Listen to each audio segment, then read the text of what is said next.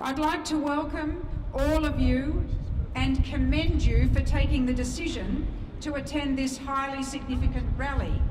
All the more so because the situation facing Julian Assange and our efforts to defend him have been subjected to an ongoing media blackout supported by the entire political establishment, not only in Australia, but around the world.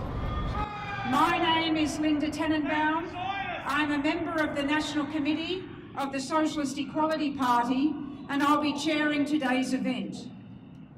At the outset, I'd like to send the warmest greetings on behalf of everyone here today to journalist Julian Assange and his colleagues in WikiLeaks.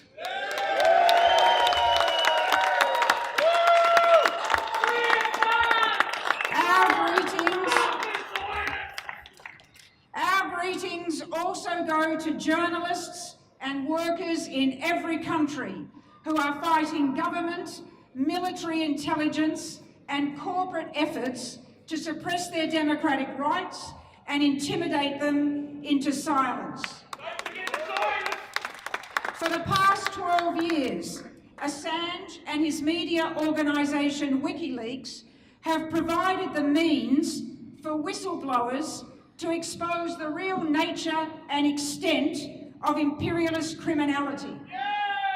Government lies, censorship and deceit, horrific war crimes and their cover-up, and at immense personal cost, defied all attempts at intimidation and threats aimed at stopping the ongoing flow of explosive information.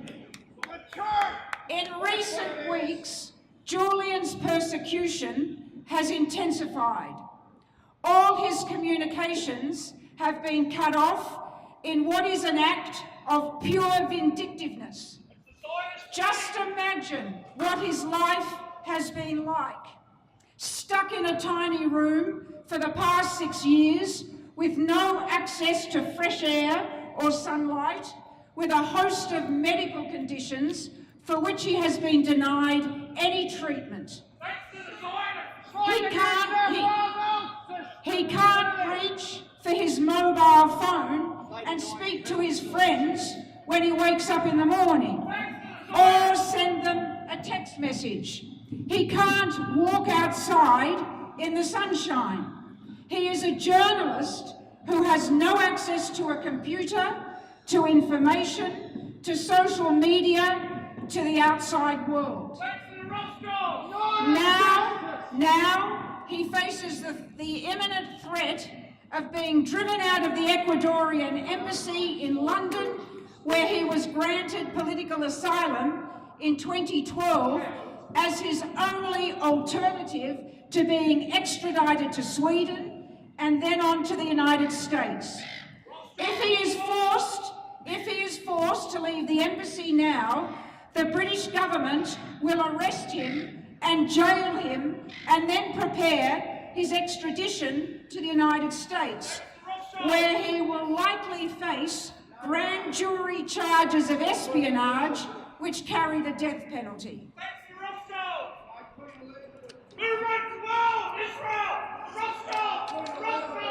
We have organised this rally to begin the fight to build a powerful defence campaign in Australia, New Zealand and internationally that will bring together all those committed to democratic rights. The right of journalists to inform the population, their right to freedom of speech, and the right of everyone to be informed. These are issues of the most fundamental character.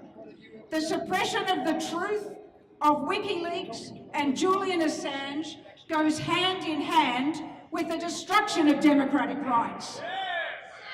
That is why we welcome the support and participation of everyone here, and all those to whom we must now reach out who are committed to the fight for democratic rights. We encourage discussion, debate and the exchange of views with everyone and anyone who agrees with this. Today, this rally is demanding of Prime Minister Malcolm Turnbull's government that it act. We're demanding of Malcolm Turnbull's government that it act urgently and immediately to secure Julian Assange's release. We are demanding that the Australian government uses its diplomatic power and legal discretion under both international and Australian law to insist that Britain allow Julian to return to Australia unharmed and unimpeded and with a transparent guarantee against extradition to the United States.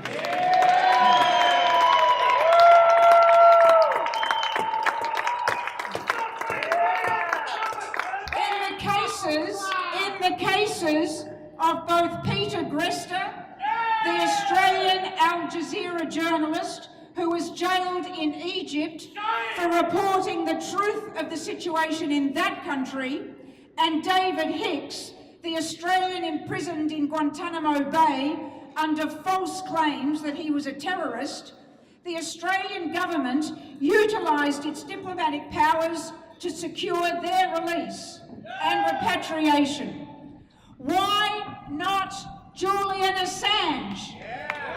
Because he is being punished for lifting the veil of state secrecy, for revealing the reality of war and the terrible crimes committed in its name, for disabusing hundreds of millions of workers and young people around the world of their naive and dangerous illusions in governments, political parties and politicians.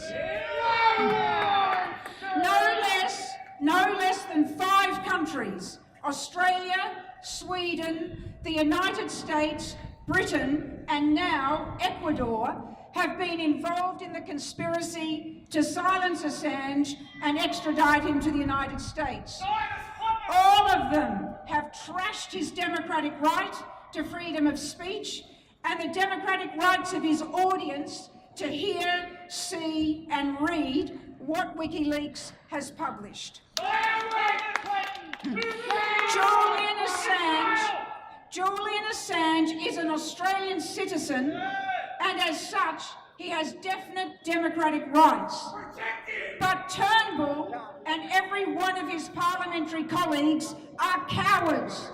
They stand for nothing. They will have to be forced to act in Assange's defence by the power of the unified movement for democratic rights that we are initiating here.